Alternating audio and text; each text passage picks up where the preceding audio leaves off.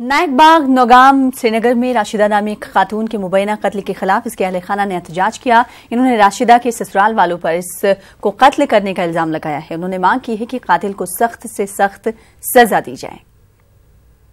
मैं आपकी वसादत से ये कहना चाहती हूँ कि इन्हें इंसाफ दिया जाए और जो राशिदा के कातिल हैं उनको भरपूर सज़ा दी जाए ताकि दूसरे इबरतनाक सज़ा मिले इनको ऐसी कि दूसरे इससे पीछे आ जाए।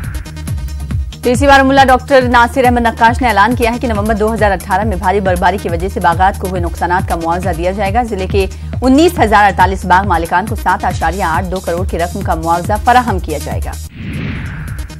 पुलवामा के पंगलना के छान मोहल्ला और पीर मोहल्ला की आबादी ने महकमे बिजली के खिलाफ एहतजाज किया। 100 से ज्यादा कुंबों के लिए नस्ब बिजली ट्रांसफार्मर अक्सर खराब होने से ये इलाके बिजली से महरूम हैं। एक माह से पंगलना के ये मोहल्ले घुप अंधेरे में हैं। इलाके में बिजली का तहसीली निजाम भी खस्ता है।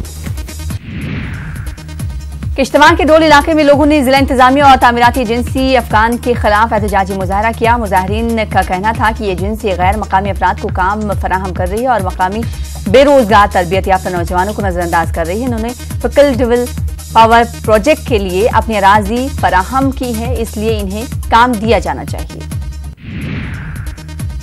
जिला कुलगाम में आज दरमियानी दर्जे की बर्फबारी हुई। जिले के बिश्तर पहाड़ों में मैदानी और पहाड़ी इलाकों में बर्फबारी हुई है। दमहाल, हांजीपुरा, आहरा बल दिगर दूर दराज इलाकों में भारी बर्फबारी देखी गई। जिला इंतजामिया ने अफसरान को मुतहर्रिक रहने की हिदायत जारी की है।